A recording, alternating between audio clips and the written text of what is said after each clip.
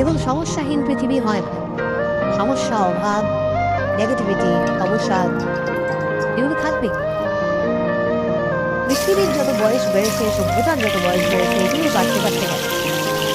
ফলত এগুলো থেকে পালিয়ে লাভ নেই। থাকুক না এগুলো ঘরে বা জীবনের কোণে, চলুক না অনেক, হোক না মন খারাপ, তাতে ভয় কি?